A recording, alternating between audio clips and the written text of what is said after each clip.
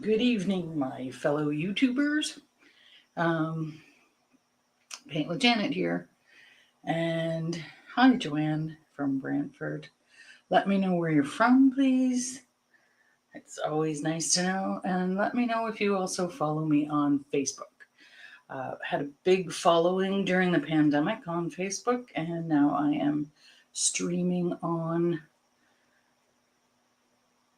YouTube. A little pause there for a moment because I forget where I am. Oh my gosh, it's crazy. Craziness, this thing called life. Hi, Liz. How are you?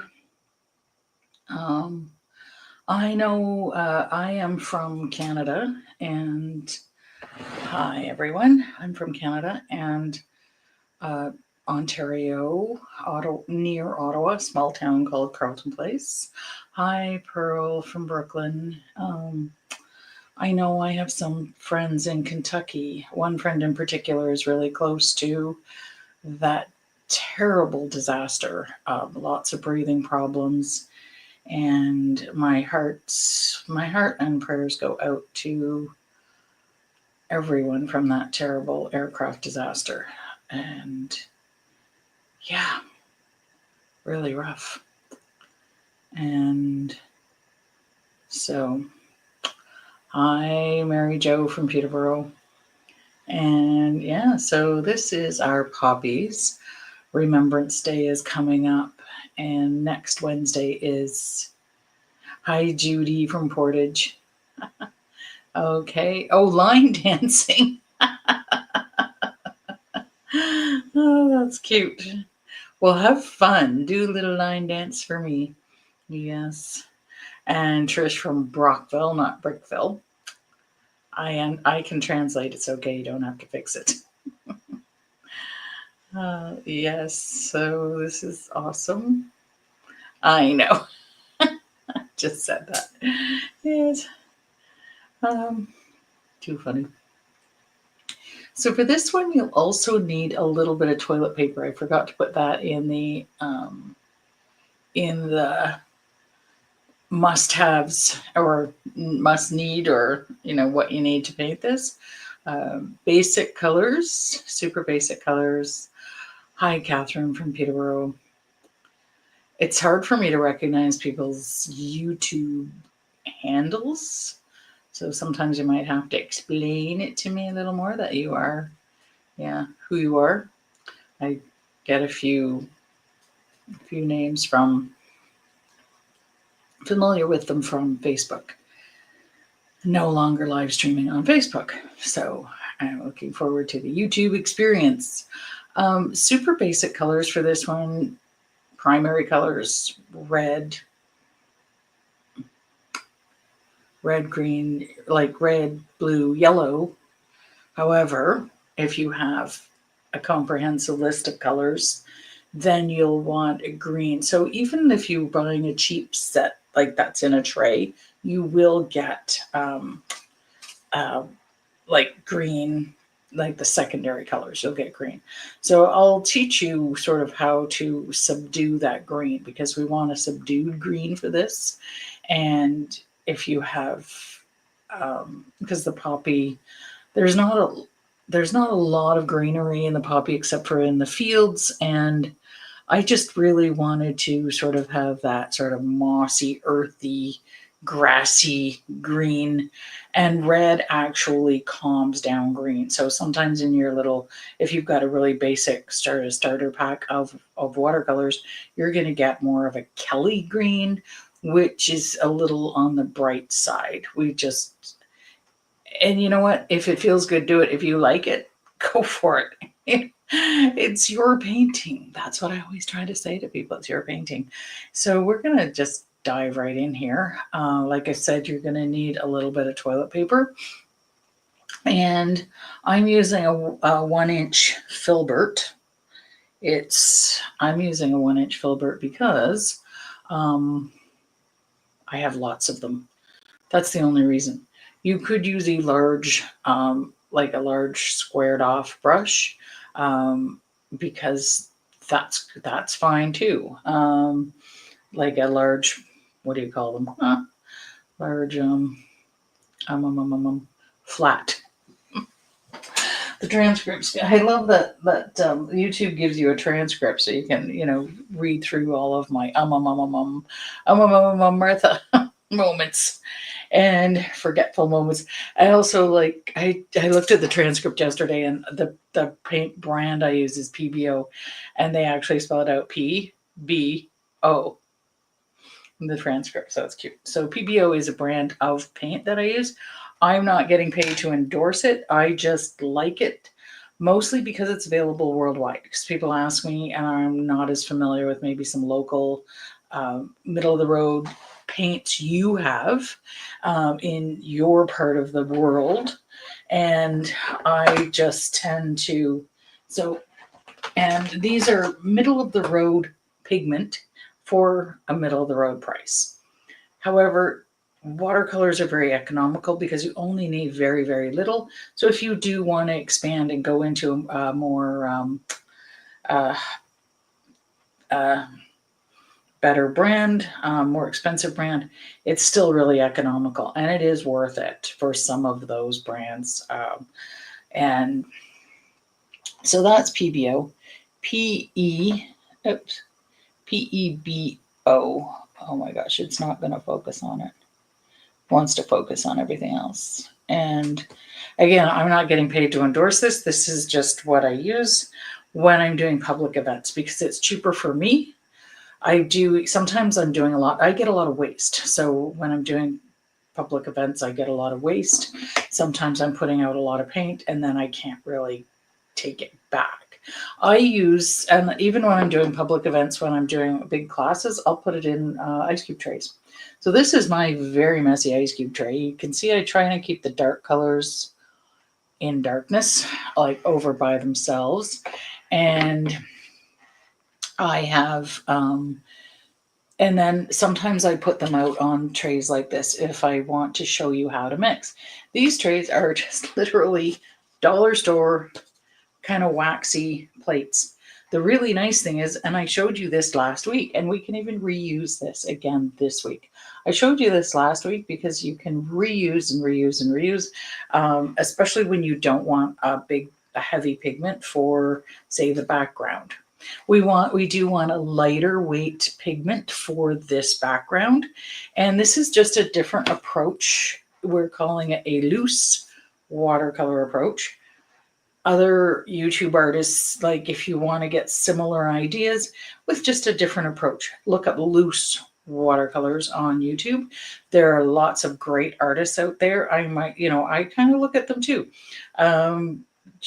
We'll it sort of gives you some different ideas and tips. Sometimes it gives me a tip on how to describe something. Like sometimes I see people just not getting how I'm describing it. So then I'll sometimes watching another artist who's teaching kind of, so that might be another way I can describe it, because everybody describes something different. There are sort of standards on like the brush stroke or wet on wet, that sort of thing. But I always encourage people, look at different styles, look at different people. It's great. It's great to be involved like that. And you learn a lot in different ways. So let's get focused back on here and not on me. And I'm going to trade these out. These are going to come closer to me. So this was my prototype done a long time ago. And this is my working surface. I tape mine down because I'm usually working vertical. I'm not equipped to do flat. Watercolor is great to work flat just because of water and gravity and everything else. However, sometimes you do want to tilt it. I'm just, again, pretty, so I'm going to defy gravity a little bit here, which is fine. And I can work that out. And we're going to just dive right in. So we're going to do we're going to go back and forth on this one. Sometimes you do the background first, sometimes the foreground first.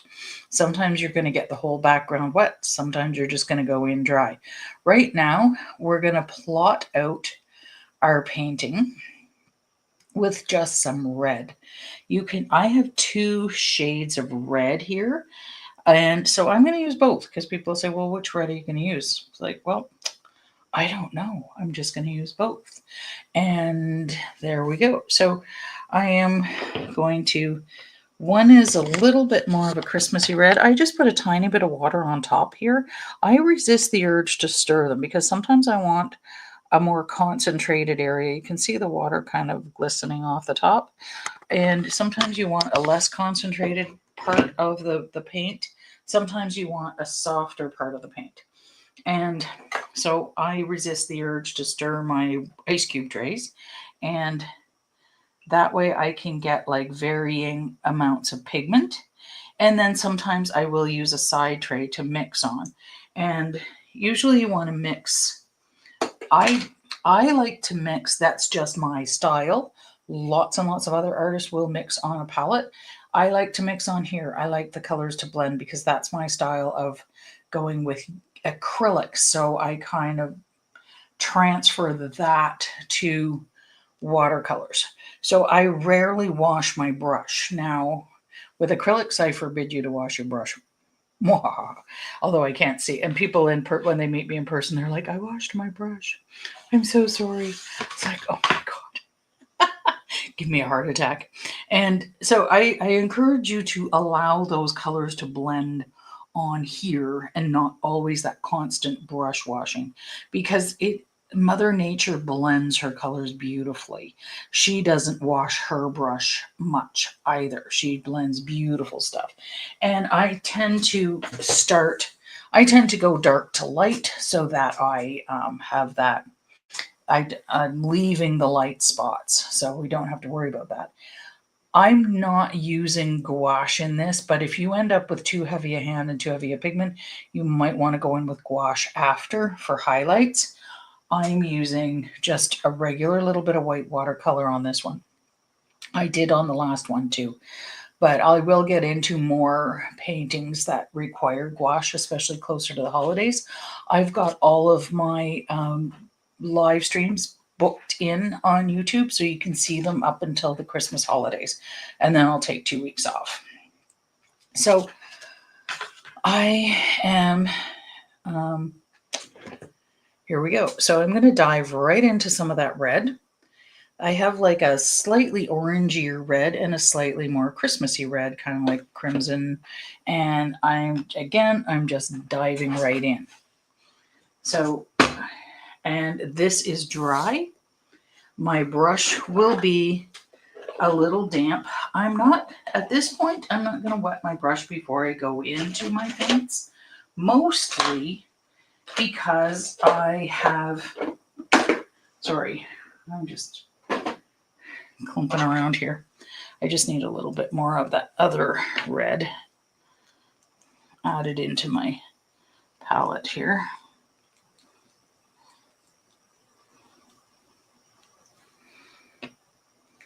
Okay, so I'm just going to dive because my brush is still dry, but because right now I want a fair size pigment load. So I'm not going to stir in and get too much, but I am going to get a good outline of where I want to go. We're going to just kind of give ourselves an idea of where our flowers are going to go. We're going to do 3, okay? So 3, now often you don't see a flower in a circle. If it's low down and it's kind of looking at you, you might see a circle, but even still, this is more in oval shape. The tips of your petals are oval in shape, okay? This one is kind of like a fan because you're not seeing the center. So it's flying away from you. So I'm only seeing the back end of the center. I'm not seeing the yellow. Where it attaches to the stem is often very black. It's kind of a dark brown sepia black. If you have sepia, use that. I'm going to use black because not everybody has sepia. And then this one is very much an oval, and the poppy leaf is very floppy. Don't touch black, stay away from it right now because we'll only use that at the very end. And then the other brush I'm using is a number 10, and that's all. That's all I'm going to use for this whole thing. I'm not switching around a lot of crazy brushes. You just need a soft bristled brush. This is a 10 round. You just don't need that crazy. So we're gonna, I keep saying we're gonna dive in. Where? I promise. Okay, I'm diving into my red. I'm gonna double dip. I'm just gonna double dip in both reds because people say, which red are you dipping in? I'm gonna double dip. So with my brush being dry, it's going to pull on, it's gonna pull up all the liquid so you can see, I don't know if you can see that. It's pulling up, so I'm not contaminating my other red because it's just pulling up, just basic science. The brush bristles are pulling up the liquid. So I've got a little tip of that in here. I'm going to sort of do the fan one. So this is like a fan. You're not seeing center, okay? And we're going to make our painting interesting, not 3 rows of poppies across here. People tend to do that. They get scared and they start just plunking them all in across here. So I'm going to do one here. You know what? Let's put some dots where we want our flowers. There we go. 3, rule of 3. Okay? Rule of 3. So you're allowed to give yourself guidelines and dots. Ooh, don't let it affect your, don't let it hurt your OCD. It's fine. It's totally fine. So that was pretty concentrated pigment, so it didn't splay out into my paint, into my things. And this is a size, I don't know, 11 by 15 watercolor paper, 140 pound weight. I use the rough side because I find it catches the pigment better. When I'm doing a loose watercolor, I prefer to use the regular like made from trees. What do you call it? Cellulose fiber, and rather than cotton. That's a total preference on my part, complete preference. And yeah, so here we go. Plus, I like when I'm doing in-person classes, I prefer to use something that's going to be a little bit less expensive. So cotton is a bit more expensive. So I'm going to dive back in, get some more paint on there because a lot of my big pigment came off. And I'm going to do my fan. So I'm going to fan out from here. I'm just going to get, there we go. That's it. This is a guideline. Super easy, quick guideline. Okay. So it's just a nice fan. We're not seeing center on that one. This one's going to be oval, and I'm going to just do, I'm mucking about, get these nice and big. The poppy has a nice big thing. Leave center. If you have to dot out your center, leave it white. Okay, leave it white if you have to. And this is going to be kind of in the more oval stage because when a petal's coming at you, so you see this is round. When a petal's coming at you, it's more oval.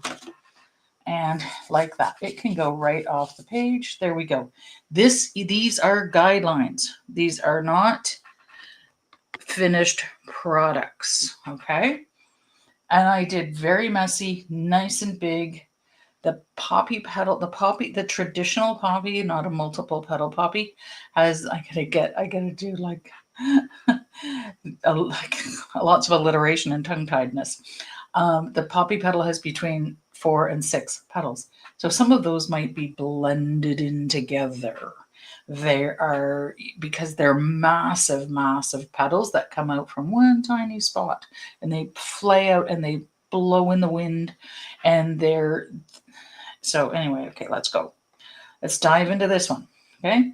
So let's say if you have to, some people close in on their center if they don't leave a center or don't do a guideline for a center. Let's do a guideline for a center and then leave that. There's our center. And if that helps you. Messy, messy, messy, messy. Messy, messy, messy. Ooh, look at that, messy. Nice, these are the idea of petals. They're not round. They're just like flowing in the wind. There's a lot of space in between them. They're airy and brilliant. They're just lovely right now. Okay? Now, We can do like a few little buds, or we can do them later. You could do a few little buds. There's a bud. Okay, we can do another bud later. And for now, that's it. That's all. Okay. So now I want the background to be really super soft, and then we're going to splatter in the end. I just find it really like poppy, like the seeds of poppies kind of flow in the wind too. And I know they're black. However, I just like the idea of that little bit of splatter after in the end with the poppies. People love to splatter, and you know what? It's fun, and it's part of the joy of watercolor. So I will not,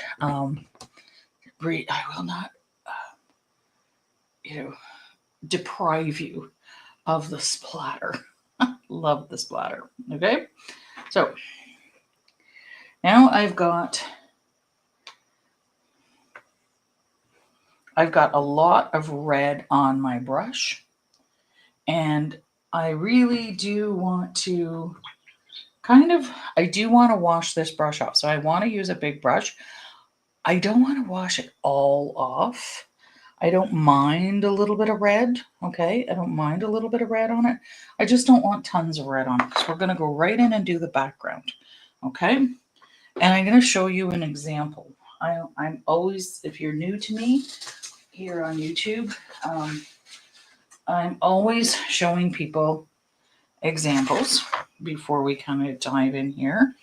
And so let's say this is our poppy that that looks like only 3 petals, but it's not, okay? It's not. So this is how we're going to do the background. I'm going to clean off my brush, and so a mixing palette. If you usually you want a white surface to mix on so that you can kind of see your tone. If it's clear, you're going to catch the underneath dirt and muck that's on your painting table, which I have lots of. Lots and lots and lots. It's not dirt and muck, it's paint. So I'm going to wash off most of my red. Now, you see there's a little bit of red pigment in that water. That water is not contaminated much. I've even seen some artists use a dirty water to do their background wet. Just because they don't want it white, okay? So you can do that. You can add a little, but you're hardly going to get any pigment from that. Like seriously, there's hardly any pigment on there. And I have like an old one that has like some smokiness here. So I might want a bit of smokiness in my background. I'm going to bring this down here and show you. I'm going to bring this down here, show you my kind of mixing, okay? Pretend that's not there. I'm going to just throw water on there. I'm going to make sure like about 1/4 the size. Just chucking the water on, okay? In like 1/4 or a loonie. We call them loonies in Canada. And I'm going to take a little bit of black. I just barely touch the black, because I want that smoky feel. If you've got Payne's Gray, use that. Then I'm going to go into a little bit of green.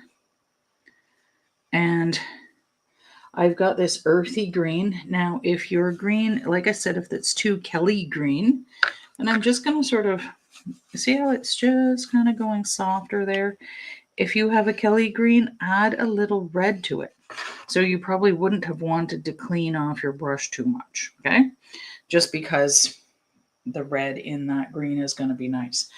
So I just want a smoky feel to the very background. It's kind of, even though poppies bloom in spring, it's kind of like when we do Remembrance Day, it's cold, wet, and rainy. It's a very cold, wet, and rainy November day here in my little town. And I like the cold, but not the cold and damp. And now we're going to test. So typically, always, well, not typically, pretty much always, Mother Nature goes dark to light, okay? So dense grasses and foliage low down, right here in the foreground. Then it gets airier as you go up top. So I'm actually I'm showing you the example first. So brushes down, everybody's watching me. Take your time. We're not in a rush. Unless you're in a rush to get onto another YouTube channel, then you're like, So we're just going to test how our pigment down low. We could even kind of pull up on our brush. We're just testing the pigment, okay? And then I'm going to get more water because I want this again. And I'm going to go like wiggle my brush back and forth so it looks more like grasses, especially low down with this taste testing. I call it taste testing. Then I'm going to go into that smokier side. And so very loose. Now we're going to start to really notice I overlapped on my thing. Now I'm going to move right to that. Don't skip space. Okay. So this looks awkward. People tend to do that and outline. No. We're going to shimmy. We're going to go back and forth, touching that. Bumper cars. Okay. It's no fun when you play bumper cars when you're not touching the other bumper. Okay. So here we go. Now, getting more water because this is starting to look a little bit on the dark side.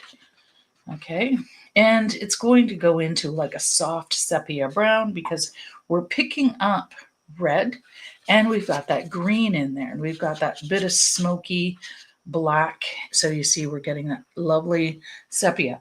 So this is providing the background without kind of going like, and our red is still vibrant. However, we're still going to do more to our red. Remember, I said this was just an outline. So this kind of technique is going back and forth. We're doing wet on dry, and then we're doing wet on, and then we're doing a lot of wet on dry. Okay. And I'll go back to that example later. Leave the center. Okay. So I've got my crazy thing here. And keep your old ones too, because that's a great way to make these smoky colors. I didn't go into the other colors up there, but they look interesting too.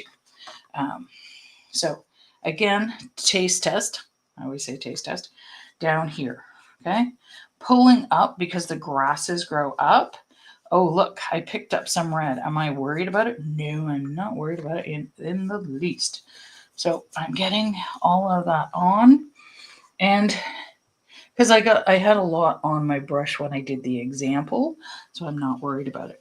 Now, I'm going to bring it a bit closer. So I'm going to keep picking up stuff. So there's a lot of pigment in there. So as I go, I'm going to add a bit of water onto my brush. Okay, my brush disappeared. I put it in water.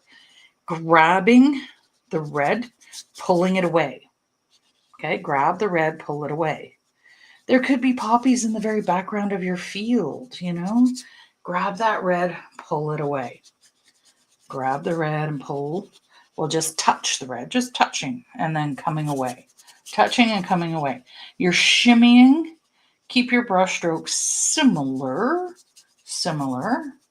And if it's not messy, you're not doing it right. That's what I always say. My watercolors, when I do this kind of technique, are very messy. And you want them messy. Oh, look at that. It's beautiful. I'm catching those drips because I'm going upright. You're pretty flat. So, or you should be flat. You're not flat. Your painting's flat. Okay. And go fast. I'm using the whole side of my brush. Okay. So I'm not doing this and trying to do that. The whole side of my brush is engaged, or the belly of the brush is engaged, because I'm going fast. I don't want this to kind of dry out and stain. And then you're going to get your cauliflower effects, which are kind of nice in a background too. Some people love cauliflower effects. Like that's when it kind of blooms out when you put dry or wet or on a bit of dry area. And that's fine. Sometimes it's actually pretty in a background. So sometimes there really are no mistakes in a painting.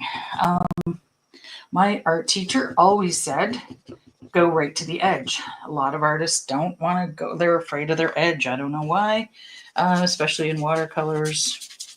Sometimes in watercolors, it's nice to leave an edge, like leave that edge. And there we go. This is beautiful. I've got some smoky feel. I'm kind of seeing some softness. Wherever it's a bit on the dark side, I'm just going to go in with water and let that water play. Let the water play too. It's called watercolors. Heaven's sakes.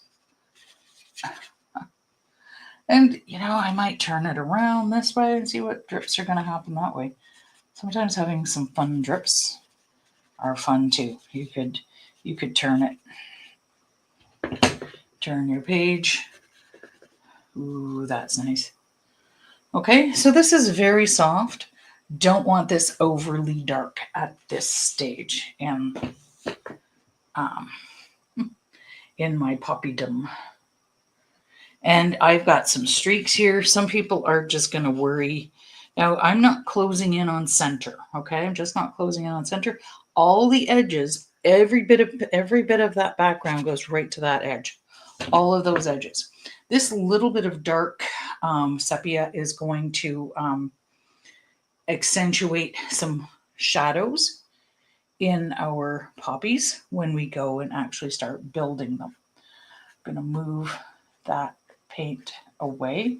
It was doing a weird thing gravitationally, so I'm just going to catch it and move it so it didn't look straight.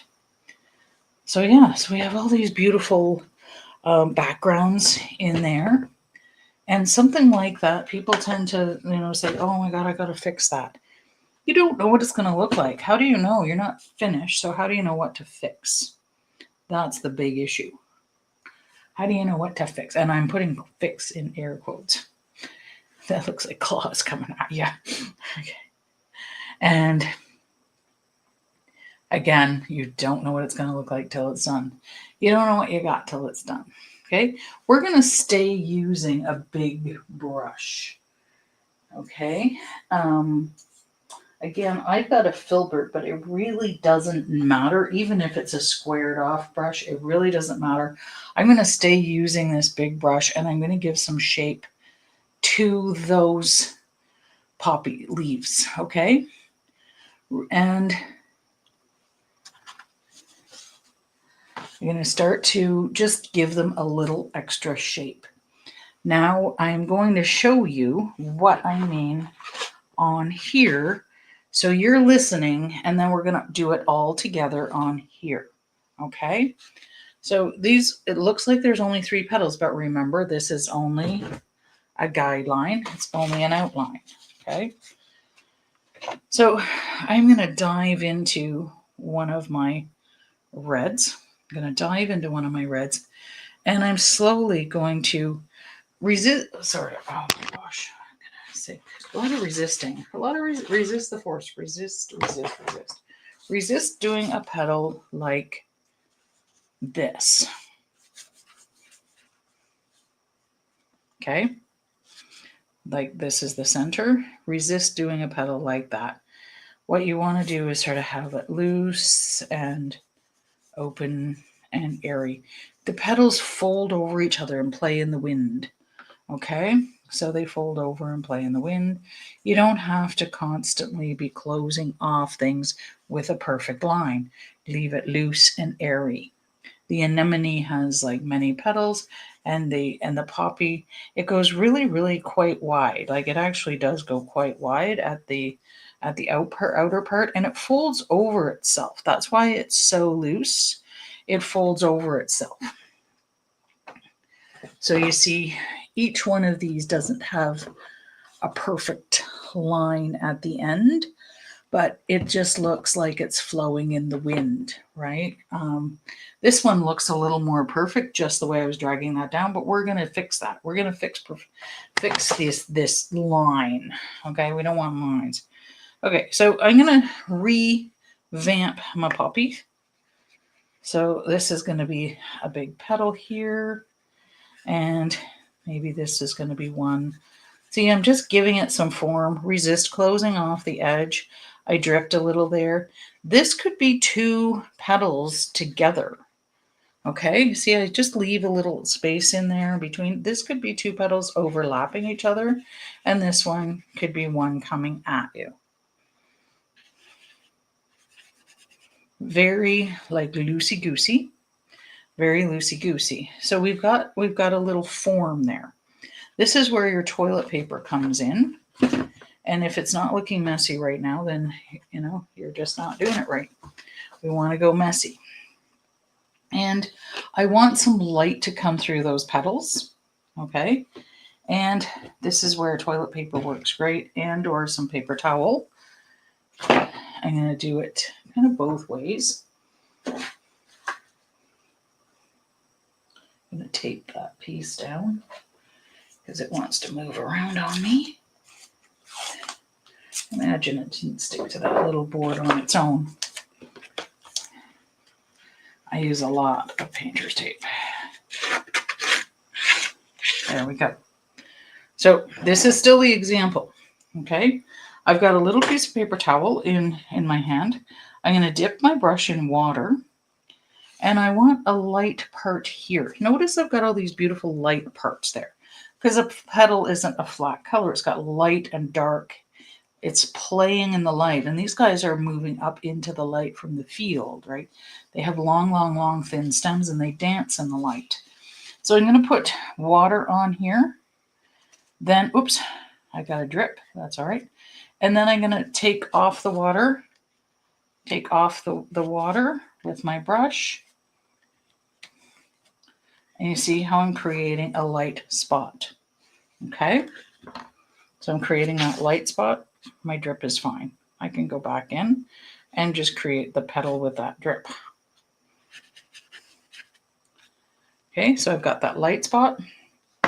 You can also do it a little bit with, if it's still wet, you can do it a little bit with toilet paper. Toilet paper absorbs quickly. That's why we use toilet paper. The best is single ply, the junk you don't like. And you put a little, so let's say these are two together. This one is overlapping the one behind it. So I'm just going to put some water on there where I want the overlap.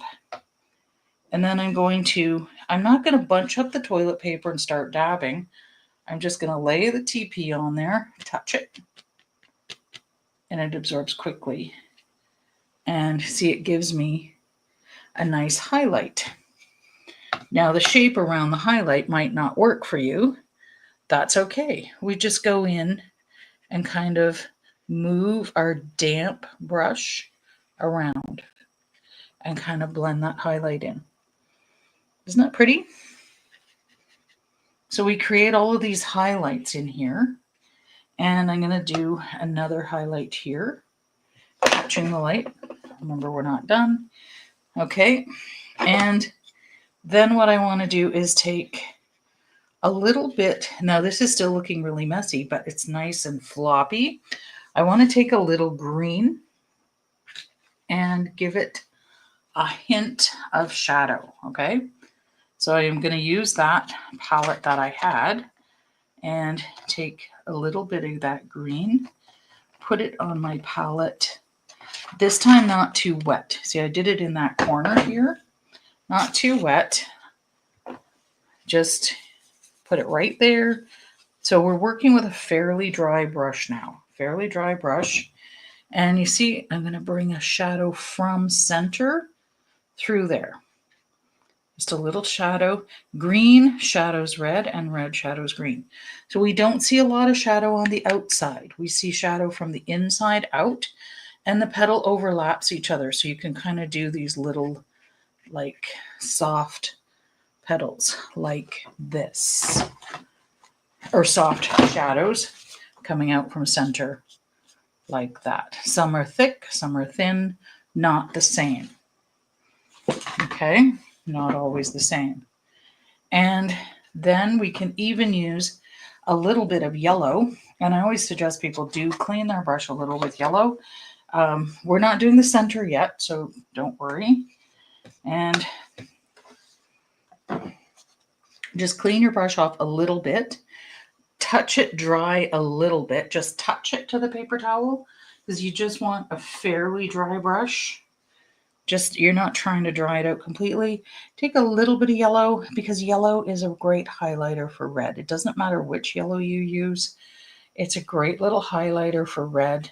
then it doesn't go as pink. See how it's just giving a little life, bringing it in from the edge. Highlights come in from the edge, shadow comes in from the bottom. Okay. And then we're not done that poppy yet, but it's starting to really look like a flower, isn't it? It doesn't matter that this looks triangular. Circles, it's not staring straight at us. Yes, the center is circular, but it's not staring right at us. Okay, let's dive in, and we're going to work on this first. Remember, I said this was looking too perfect for me. I don't want it like that. Okay, I don't want these perfect edges. So I am going into my red, going right into red. I had a tiny bit of yellow on there. It's not hurting anything. It's not hurting anything. So I'm just going to sort of widen out the edges of these petals. You might only see 3-ish petals, but they're all kind of glomming in together because you're seeing it from the side, right? Yes, Paint with Janet. Okay, so this looks really messy right now. It's fine, okay? Now we're going to take off that's Canadian Great White North talk. And so that's Canadian. I need a translator. So we're getting those white-ish spots in there.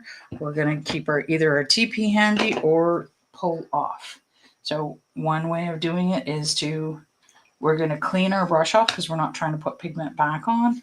I want a highlight coming from right on the edge going over top here. So I'm going to hold this here because I'm defying gravity, and I'm going to wet it, pull off any pigment, then pull off pigment with my brush. Okay. You can also, like I said, lay on a little piece of toilet paper,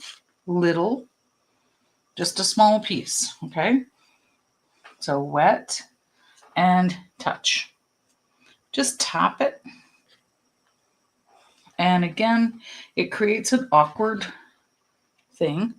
But if you just touch all around it, it's going to just kind of soften out that touch. Okay?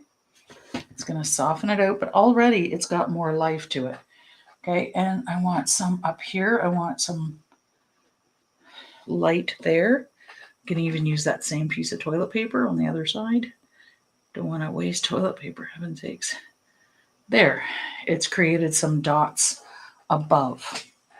Okay, so we can soften those out, just getting close to it with our damp brush, just getting close. Just soften that out so it doesn't look like your finger dab. And then I want some highlights here. Maybe this one's overlapping this one. So wherever it's overlapping, you want that light. You want light. And it's not this, like people tend to try and do that. You're going to take too much paint off. We still want pigment on there. Okay, so I'm going to soften that out. I've got a damp. My brush is still damp. Then I'm going to go in with that greenish color that I stuck here. I'm losing it, and you want it very, very light. So I'm just touching. I've got red on my brush. That's okay. Red and green make a brown. If in doubt, use a brown to shadow, because there's brown, like when you're doing opposite colors on the color wheel to shadow. So you see it's kind of going into an olive brown because it's got red in it. The shadow comes out from center. We don't bring the shadow through the whole thing. Shadows, you see these shadows? They're only kind of going halfway through that bloom. Just a little shadow here, and here, kind of in between these petals. Just kind of turning my brush a thin way. That's a lot. That's an awful lot of pigment for a shadow. So I'm going to move away, empty my brush a little over here, then move through that way. So the shadow is kind of coming from center. And because it's a lot, this time I can kind of dab it a little with my toilet paper. I can remove a little bit of that and just kind of, see, I still use the flat side, but I just kind of used my thumb a little. And just leaving that alone. I'm going to get rid of my shadow color. And I'm still using this dirty water because it's not really that dirty. And I'm going to get some yellow, little hint of yellow, dry-ish brush.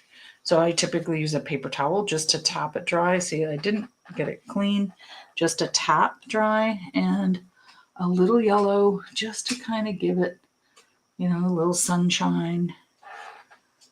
And it's not going to go quite so pink, although we're going to have pink colors in there.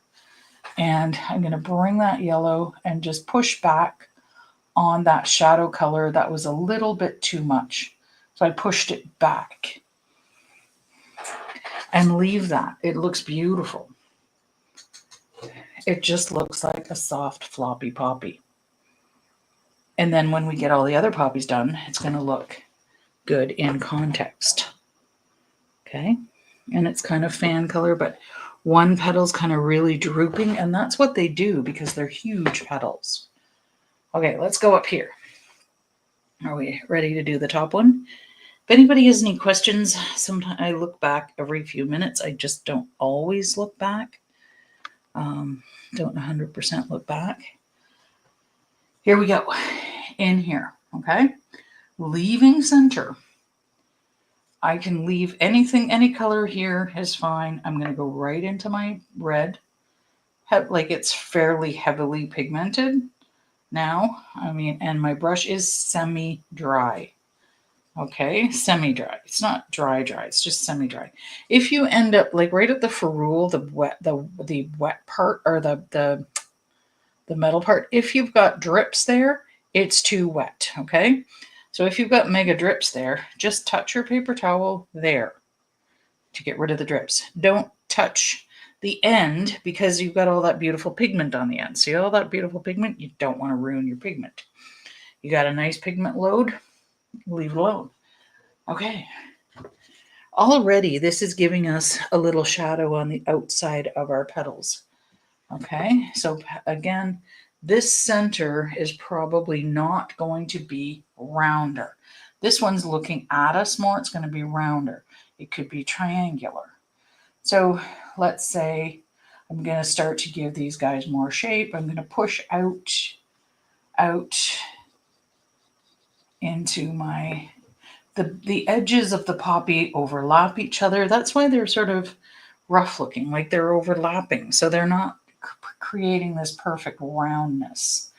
Okay, so I'm just pushing my pigment around, giving a bit more shape. Maybe this comes wider here and this one stays oval. Okay, and it's just kind of on its side because you have, like, let's say you've got a round petal on its side. It's going to look oval and it's going to go dart outward. Okay. So we're going to leave this on its side. I just like the way it's doing it. And then our light is going to arc through here. So it's kind of doing that. And our light will maybe come down this way and our light will go up here and our light will go here. And here it's going to connect with light a lot on this petal because it's really bending toward that light. I'm going to just bring that focus upward a bit. And so, again, these are looking messy, right? But this is starting to look finished. As it dries, though, you're really going to see those beautiful, beautiful soft highlights and lowlights come through as it dries. Sometimes I get frustrated with painting when it's wet because also it's still wet. Remember, right down to the paper. It's still wet. Even if the surface feels a little dry, tomorrow morning it's going to look amazing.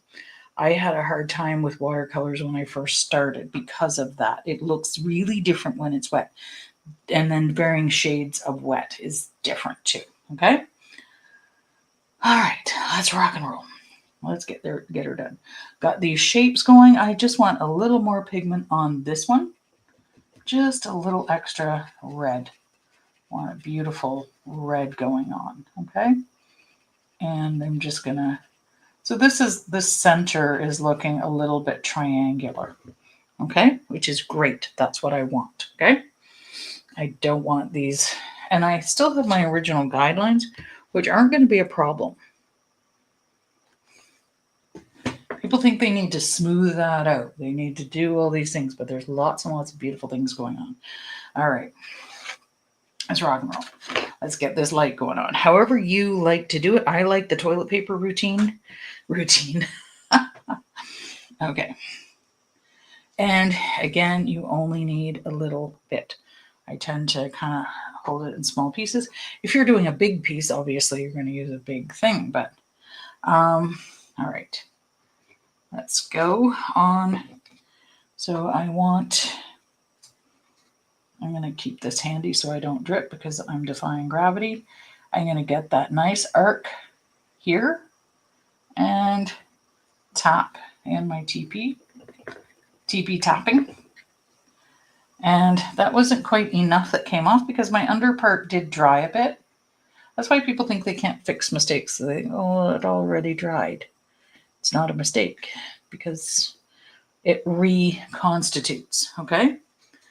And then just give a look. Like if it looks too, again, you can soften out that light, but it's looking good right now, okay? It's looking good right now. And I can, conserve, and I can use the other side of that tiny piece. And here we go. I want a nice curve of light here. Oops, I'm dripping. I just caught the drip quickly. Oops, shoot. Don't use the thing that you're trying to remove. Now I did use I need another little piece of toilet paper. That one got waterlogged quickly because I used my brush on it. Okay, so ready? Because I'm defying gravity. You are not. Here we go. There we go. Just tap that in. And look, it took off too much because I was overworking that. It took off too much. However, that's okay. And what we do then is just with our damp brush, because it was rather damp because I waterlogged that little piece of toilet paper, I can just push a little, just gently. I also like these filberts because they have a long handle and my hand doesn't get in the way when I'm teaching you. So I'm just moving it and just sort of softening out the edges of that light. Okay, and then leave the light. Leave the drip, leave the light. It's good. We're all good. I can push that drip away with my finger. And here I want lots of little bits of light coming on here. Get another little tiny piece of toilet paper. Little TPs. And I'm going to tap in light there. Tap in the light. And tap away. Tap in some light up here and tap the toilet, tap the TP. Okay, and I might bring some water this way. And I need some here. I might do 2 little streaks. 2 streaks. Get my TP handy. 2 streaks here.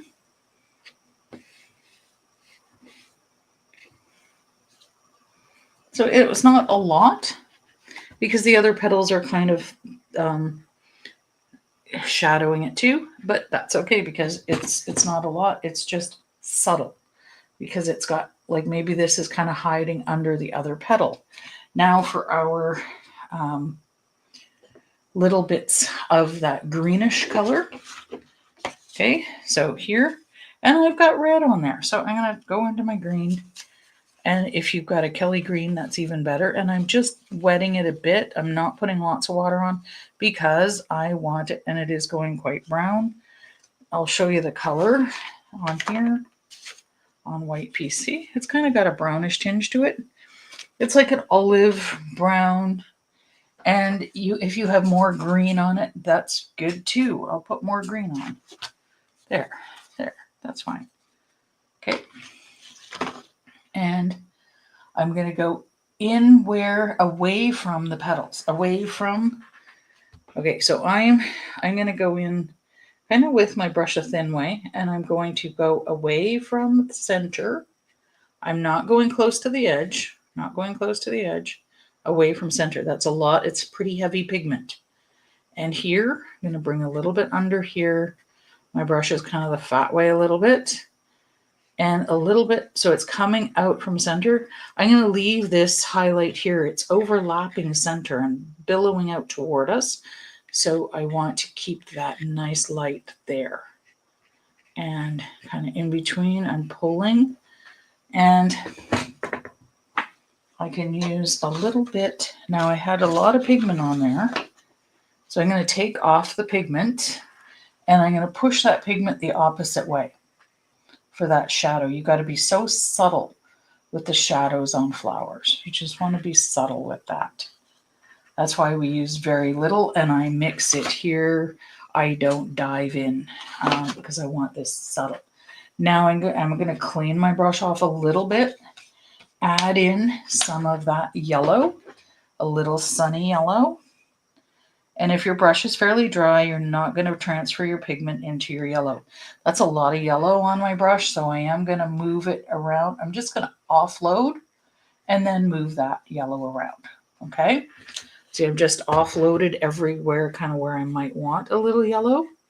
Pulling in from outside because the yellow is nice and bright and sunny. And I'm going to go into my red.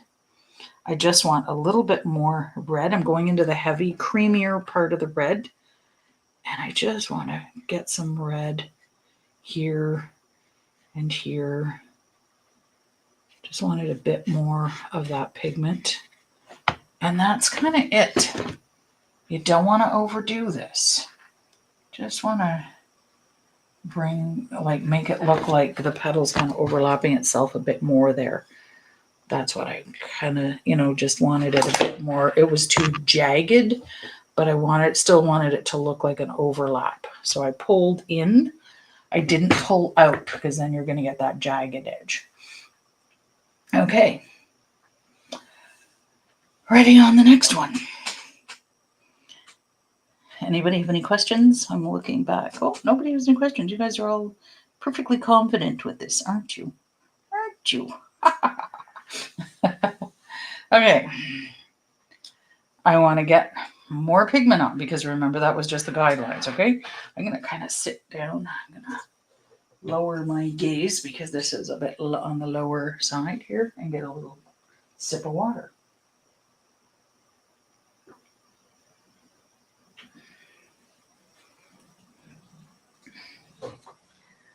Yeah.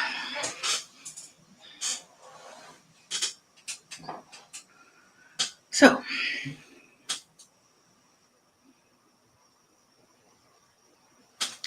oh, there's something up there that I don't like. I just want to, it was just the way the one brush stroke was going, and I wanted to kind of soften the stroke. There we go. But I still didn't fuss too much because I tell you guys not to. But every once in a while, I just need to kind of fuss with something. Okay. I try to do as I say too. Sometimes. Okay. Dive into whichever red you like. Even if you're using that orangey red, that's fine too. Poppies run from an orangey red to kind of like a burgundy pink. They just run that whole gamut of color. And sometimes in the brilliant Christmas red poppy, you will see those yellows, and you will see, as it's catching the light, you're going to see all these beautiful different colors. Okay, so this one might look a little rounder. So the center might look a little rounder. However, don't overdo it. Don't overdo on the round. The edge of the petals should still not be a perfect sphere, okay? Because they're blowing in the wind. That's the rule of flowers, to make them look natural. Leave some light going in between here. I'm going to kind of push this out. I can push, pull here, but if you're pulling, you run the risk of doing that ragged look, okay? So push or pull in. I'm going to get more pigment on. It's a good, nice pigment load going on here. Pulling into center You can push it around. Now I got that edge going. I can fix that later. So I'm not going to worry about that now. I'm not worried about getting these perfect shapes right now. I can have some of these ones are going to touch. These petals are going to touch. They're kind of further back and they're going to touch. Sometimes a further back one can be small too. Okay. I'm dipping again into my heavy pigment load. Nice and creamy. And then this one, maybe it's on the side too. Maybe there's a lot of space in between, just the way it's flying. And I'm kind of pushing I can push on I can even push with the side. Like if you've got it squared off a little, that's okay too, because this one's round. And there we go. So nothing is always this perfect looking petal because we didn't put them out. If you put them out on a table and even laid them out, there's just such big petals. They still wouldn't be that perfect petal shape like you think in your head, okay? Because they're just so big, especially on the outer edge. They're big. They're going to waft and curl on themselves. Okay, and now we might, now what did I say we're going to do? Oh, we need to do the highlights. Okay? So highlights are nice. This is why we don't always need white or gouache, and because we can do our highlights. So I'm going to do some nice, getting rid of some of that red off my brush. I had a pretty high pigment load on my brush. So going in with my TP. It's a bit of used TP, but it's not that used. And I'm going to get some nice highlights up here. Just kind of rubbing that in and just kind of tapping with my finger. I'm trying to keep away from it so you can see, and then pull off. And I just want a bit more light up there. And I'm just going to move a little bit of that around close to that highlight just to stop the paint from moving. It kind of dripped a little. So I need to, oh no, I got to drip through the whole petal. Just need to add a bit more pigment in just to make up for the drip. Because the drip will take away your paint too, because it's water, right? So if it's water, and I'm going to just move some of that paint away. Because to cover up the drip, you got to put more pigment on, then kind of move it the opposite way of it, that it was with your brush. You're just manipulating it with a fairly dry brush at that point. See, I don't have much water on my brush. Okay, so now I'm going to take a little water, and it doesn't matter if it's this dirty water, there's hardly any pigment in that. Take a little water, I'm going to get my other highlights on. So I'm going to have, maybe this petal's overlapping itself. So I'm going to bring a highlight through here and a highlight through here. See, it's just kind of like you're allowed to have but typically the highlights come from the edge inward. We don't have an edge on the outside. Like we have all these highlights from the edge in. Okay, so it's not like a row of red and then the highlight. They literally start right from that edge. I see people doing that too. The highlight can almost disappear into the sky. Okay, and now this one over here, of course I want highlight there. Highlights go in outside the petal to the inside of the petal. So that's the way it works. You need light to dark. And then it folds over itself. More water. I'm going to bring, oh, that was going to drip. Got that. And need a little more water because I caught that drip really fast. And the TP. So that looks awkward. So I'm just going to sort of gently, oh, I just messed it up because my brush was too wet. I should have topped off that water because I forgot. So with a fairly dry brush, we're just gonna gently taper. It's kind of like you're tapering in the highlight. Okay, And I want some highlights coming here. Maybe I see some highlights here. Maybe it's curled up to kind of touch the, like, maybe it's kind of buckled downward. So I see some just right through, kind of like near the edge. Just when I said don't leave a red edge, I say that. But it's not really a red edge. It's a red, it's a red, oh my gosh, I'm losing my voice. It's just a fold. So we're still, because the back of that, like this is down here, I might even put some shadows in there. So there we go. I'm going to bring that highlight right to the edge here, tap it, and it looks too ridgy. So I'm just going to, with a dry-ish brush, I'm just going to soften the edges and pull that inward. And there we go. Easy peasy, okay? Easy peasy. Don't overthink this. Then I'm going to go in with my shadow color. So I still got lots of my shadow color there. So my brush is damp, so it's just revitalizing it. It's drying out a bit. That's that greenish and reddish coming from inside out on the petals. Okay, inside out, little bit. I'm holding my brush a thin way, and I said I might do a little shadow color here as my brush unloads, because then it looks like it's literally folding over like that. So you see the shadows on my bottom fingers. And then I'm going to pull, so my brush is pretty much not loaded with that shadow color. So I'm just going to pull that shadow color upward a bit. See, my brush is dry. And I'm going to get more. I might add a bit more red in parts too, but I might not. I might just leave it. I don't know. I just don't know. So I still need to get a bit more shadow color on here. And this is so subtle. You see how light it is? It's so subtle. That's what you want. You want it so subtle. We don't really do the shadows at the edges. We're having our shadow color. See? My brush is really quite dry now, so I'm just breaking the surface of the water, the surface tension of the water, the meniscus, just to get this paint to flow a little more.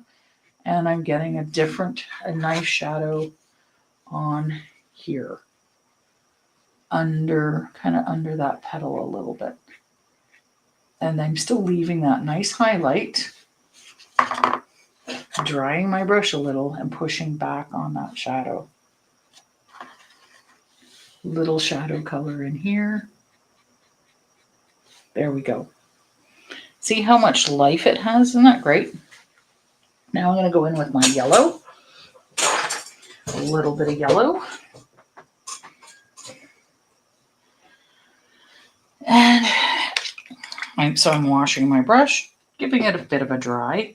Not too much of a dry because my paint is wet already, so I really don't need. And now I've got too much yellow up here. I just don't like that streak of yellow, so I'm going to go back with a little bit right here. I'm just not liking the way that yellow is going, but when I get my red on my brush again, I'm going to just touch that. Just kind of touch it. I'm not going to take it away.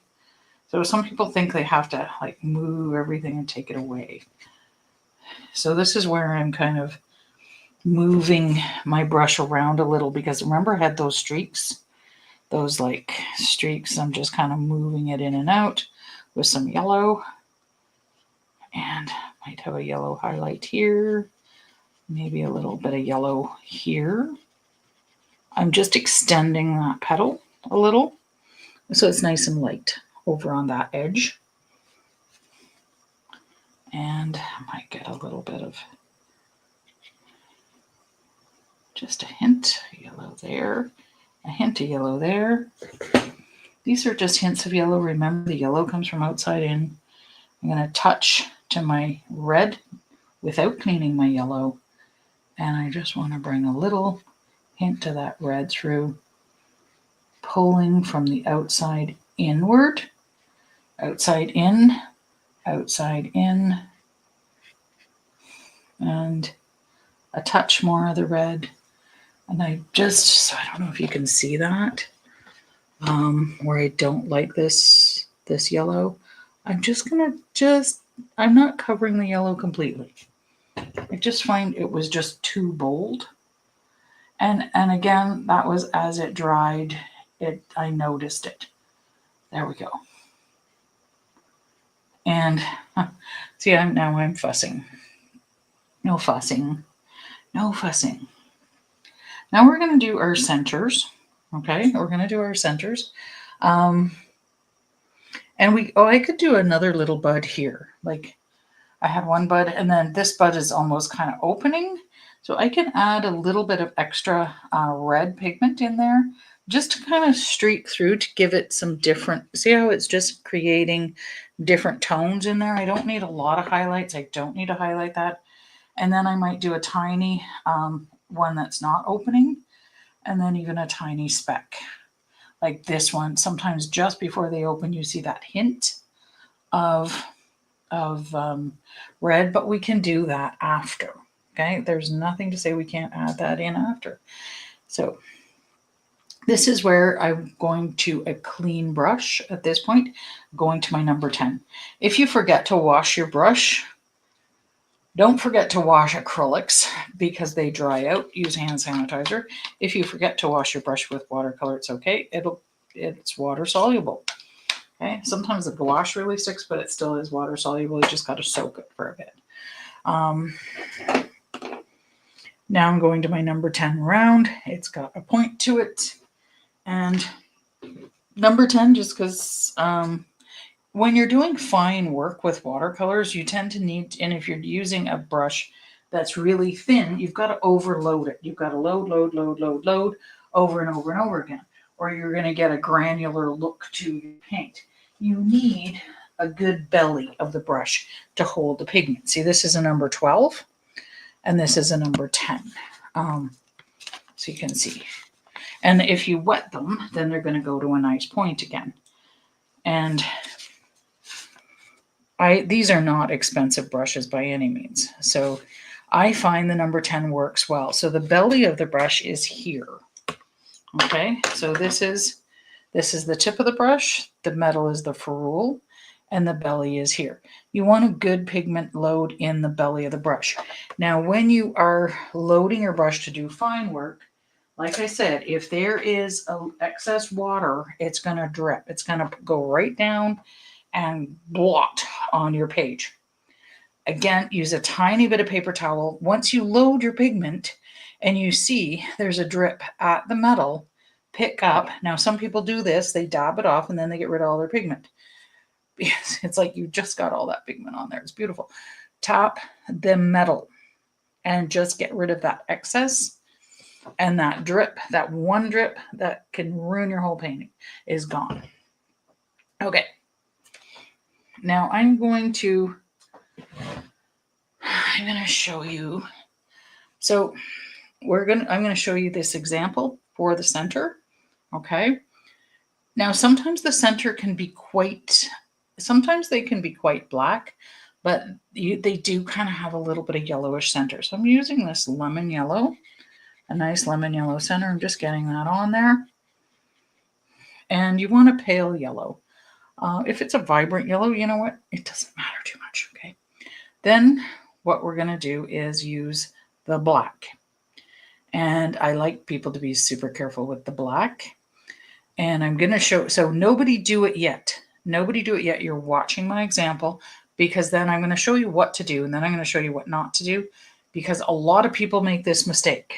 A lot of people make the mistake, so that I'm going to show you after I show you the right way, okay? So I've got dipping right into my black. I want a fairly heavy load on my black into the creamy black so it's not dripping all over, okay? So you can see this isn't going to drip all over. See, it's even staying on the side of my pan, or the side of my plate here. It's not going to drip all over. Using the tip of the brush, no death grip, you're going to kind of circle, like it's not a circle because remember, and it's going through the petal. You know, you can sort of tap in, it's going to go through the petal, through each petal independently. We're not going to see the black here in between the petals. And then if the petal's really overlapping, we might not see much black. We might just see a little bit of black kind of in the center. So you can kind of tap in that black in the center. You might just see a little bit. And then we're just going to pull out. This was literally 2 petals. It goes on top of the petal, each one independently. It does not go between the petals. And notice, this has not, I didn't close in, I didn't try to make it round again. And I want it to be a little bit more subtle, maybe even a little bit more mustardy inside. Or I can leave that kind of like a bright yellow like that. I want to tap just with my finger, just want to kind of tap off like just a little bit of the black, just to kind of blur the black a little. Okay. Now, if you wanted it a bit of like a mustardy yellow, you can add that too. Okay. You can make it a little mustard. We'll do the mustardy one when we do it here, which you would add a little bit of that brownish green, like the red green color, which is brown, which makes it mustard. Okay, so here we go. Actually, I can do that. I'll show you here on the example. I'll get a clean brush just because I have so much black on there. I get a clean brush here. So you see I've got that greenish color here. Very little of it, even though it's wet. It's got a little bit of pigment, and it's going to go into a little bit of like a mustard tone to it, just to soften it out. And then you could even put brighter specks of the brighter yellow in there too, just to make it softer. And you don't have to do much to this. Okay. So you see, it's looking like a poppy. Now this is what not to do. Oh my gosh. Lots of people do this. So I really started teaching what not to do. I like to show you what to do first because hopefully that's in your brain first. Okay. And I'm really just going to exaggerate these petals. Just a second. This is just a scrap piece of paper.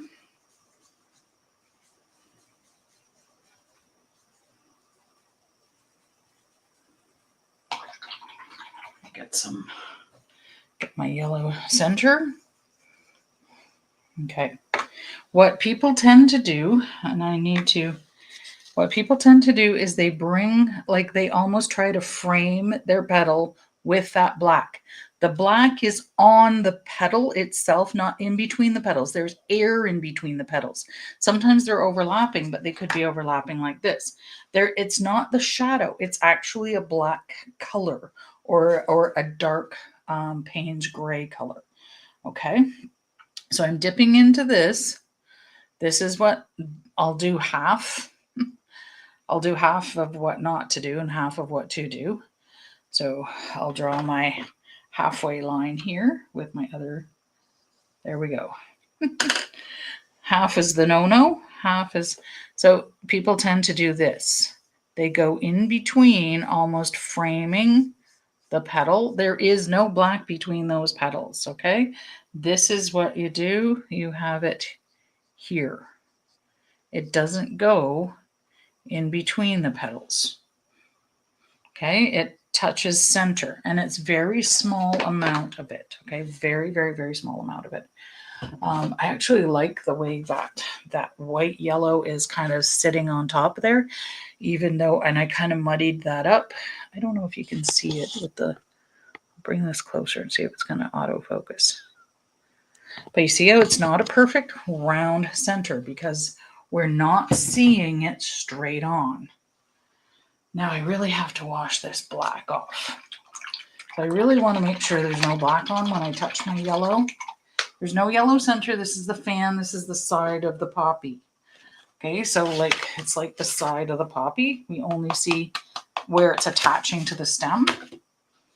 Okay. And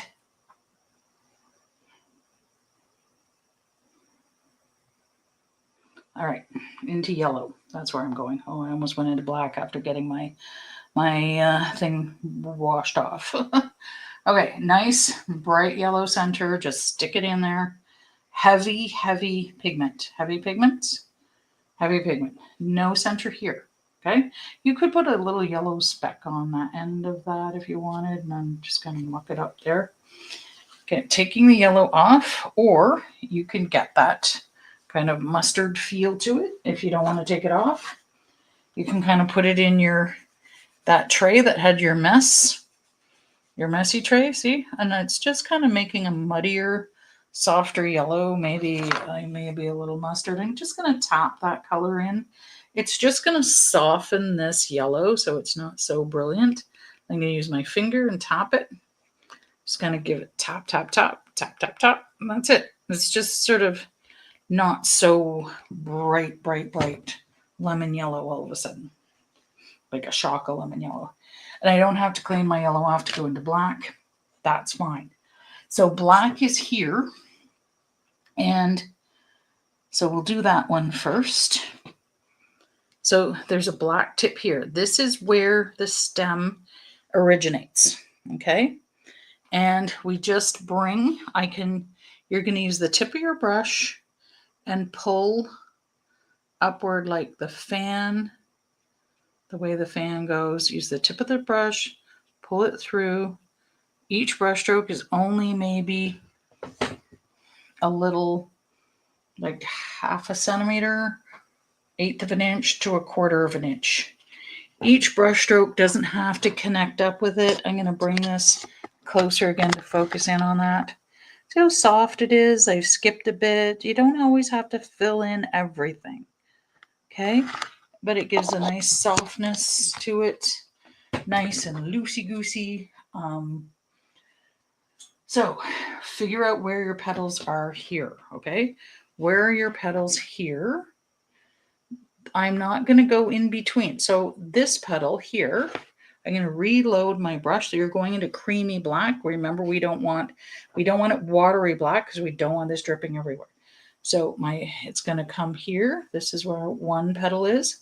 Operate each petal differently. I can draw a little bit into the center.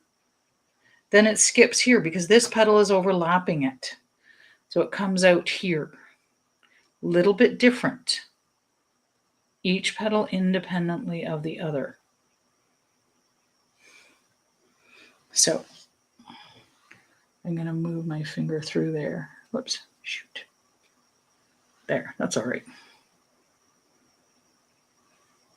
And this petal, because this is coming up over top, we might only see a little bit of this black here.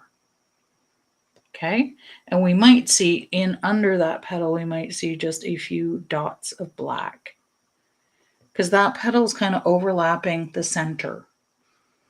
And then we see this petal coming out. So think how, if they're overlapping, you're not going to see center. If they're overlapping center, you're not going to see center. Now I just need to give this an overall view because I'm doing it so close up I can't actually see it. Okay.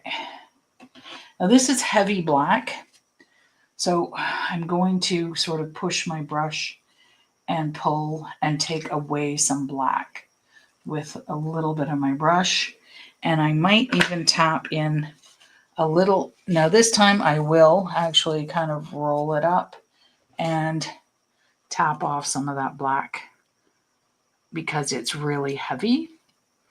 It's a heavy black. Okay, now this looks too much like a finger. So I just need to sort of soften that part out. Bring And I don't want that center to look rounded.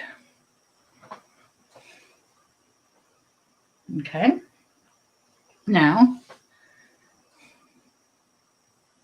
oh, I've got a funny drip going on here. That'll show you kind of like the cauliflower look to it. But then what I'm going to do is get in some background. So that's going to be fine. Okay. And here we go. We're going on this with the black, and each one independently of each other. Each petal independently of each other. Not a perfectly round thing, even though this one is facing us a bit more. Like the traditional kind of poppy pin we wear. And still, it's not a perfect circle. Tapping off some of that black, just because it's pretty severe. Just if you're topping off with a little bit, don't go over top of your yellow, because black will kill yellow fast. Fast, fast, fast. Okay, nice and soft.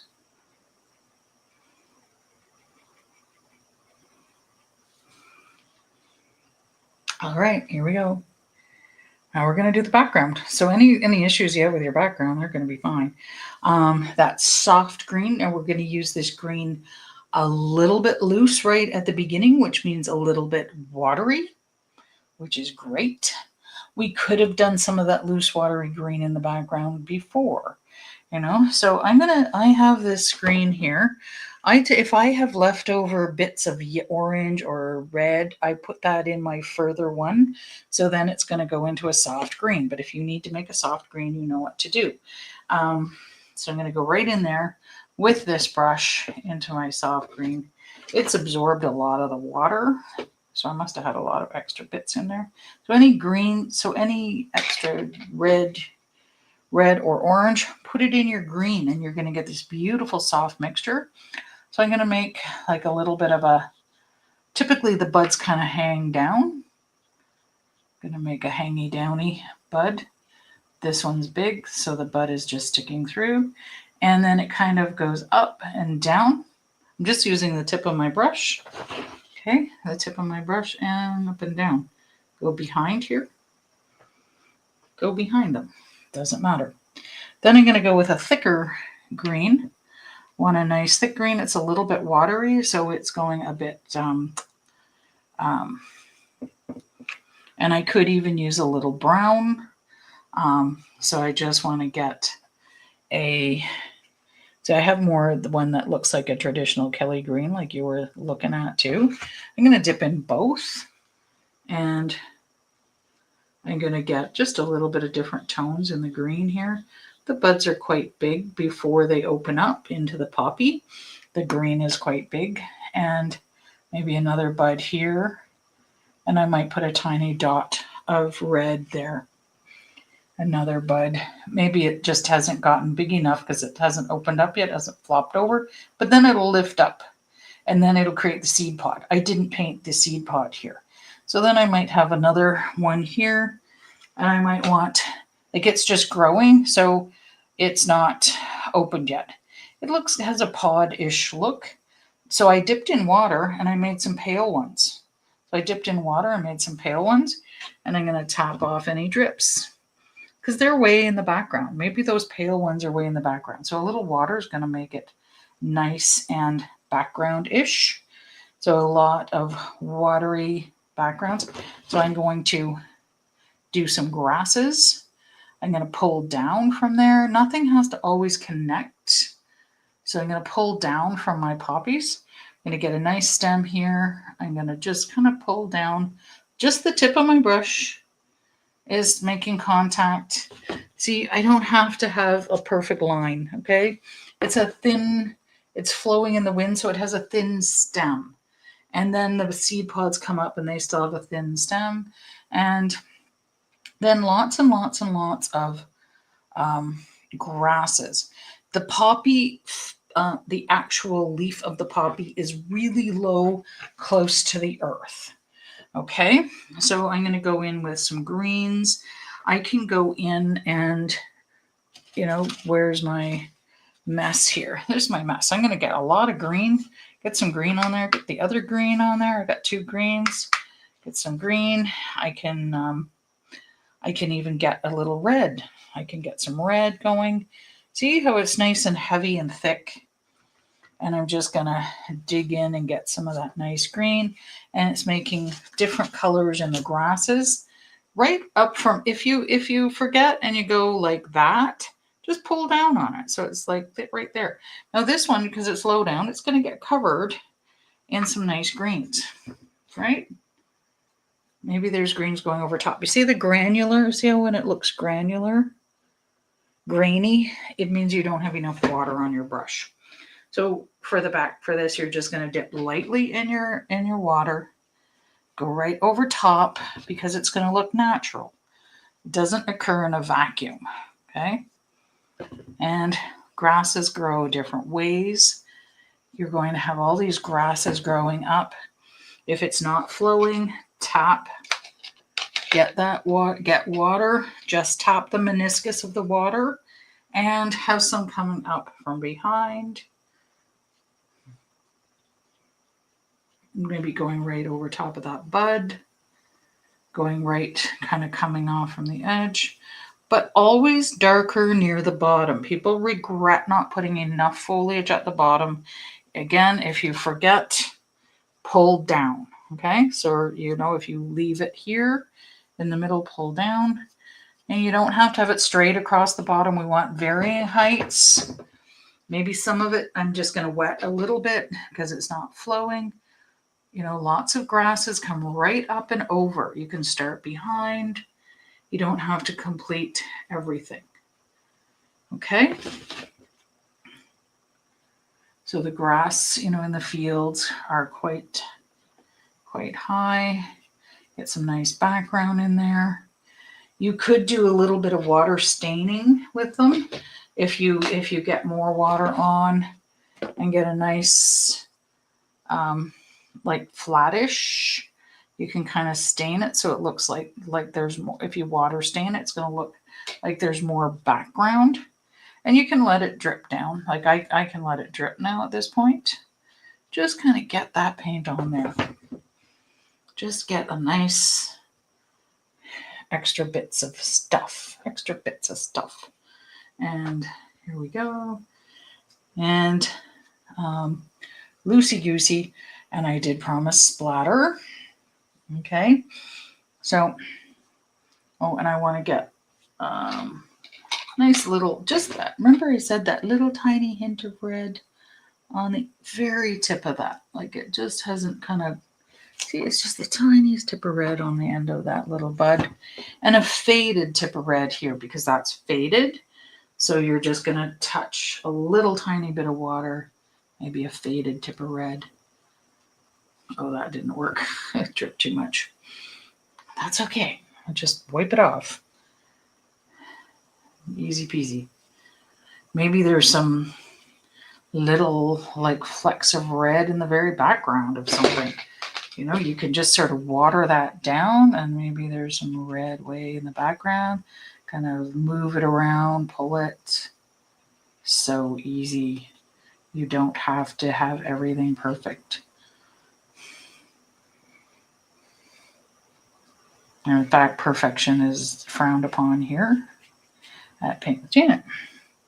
Okay, got lots and lots of nice foliage at the bottom. Then the splatter, I'm going to lower my camera down, put it flat, and do some splatter. And cover my computer with paper towel. Always good to do that.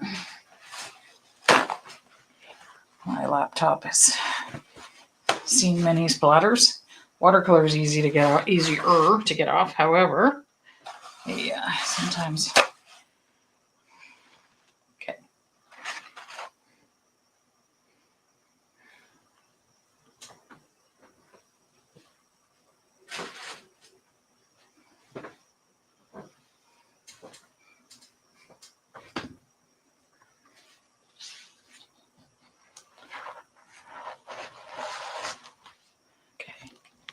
Here we go.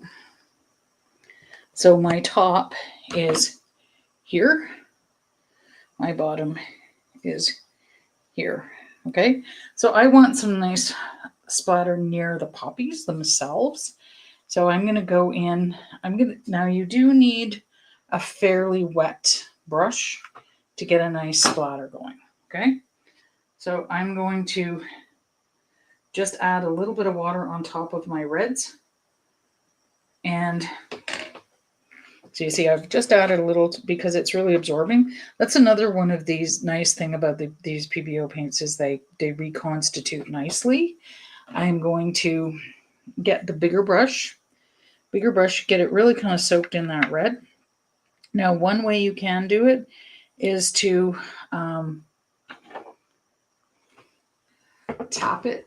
Now stay low down, tap it against another handle. But you see, it's not coming off. That means it's not wet enough. So I'm just going to break the meniscus, the surface of the water, to get a little bit of water on there. Oops, now I did a big drip. Oh no, that wasn't good. And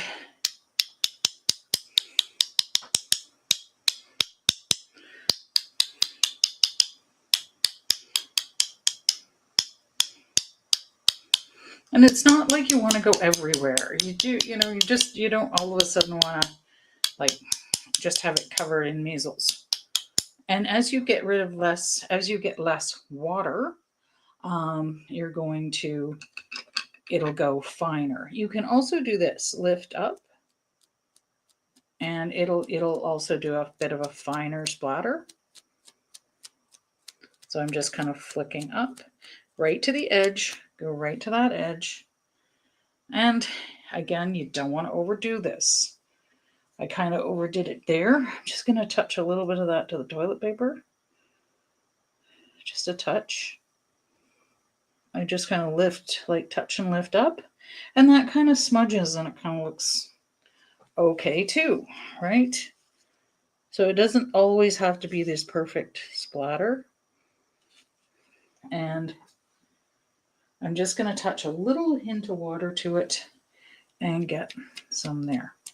So that's just a bit of a paler splatter. And I might want to do a deeper green splatter lower down here. So I'm going to go into that kind of olivey green color. And you don't have to have it as wet to go here. And I might just keep that low down. So I'm holding that still and I'm putting my finger. My finger is the one that's curling the bristles. I find sometimes it's a more controlled splatter that way, and you can get a good direction going.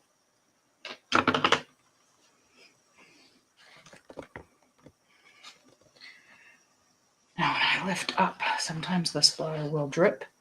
And I know right on top of my poppy, I've got some big drips, so I'm actually going to tap a little toilet paper to that. Just a touch. I don't mind the drips on there, but they were rather big, so I didn't want them dripping through the poppy.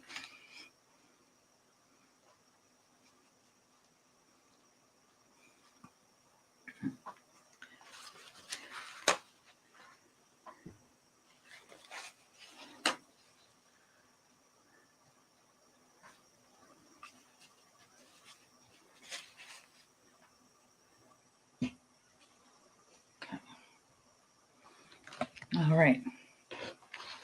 So here we are. Beautiful, soft, subtle, no fussing. Now, sometimes it's funny because sometimes when I do the no fussing ones, it takes longer because I think it takes longer to explain what to do and what not to do. To be or not to be, that is the question. And even the example looks kind of nice too, right? Yeah, it's really pretty. You got to look at it from like a far back. So if I look at this here, like look it straight at it, it's different. I look at it on the screen and I see the painting as a whole. That's the concept behind Impressionism. You want to see it as a full painting and not these little things that you didn't like about your painting, or there was a, oh, I didn't like that speck. Can't notice the speck. Remember I had that drip through center? Can't notice it now. Okay, so we don't know what works until we're done. You can do some touch-ups with the painting after it's completely done. I don't tape it down typically, and I do.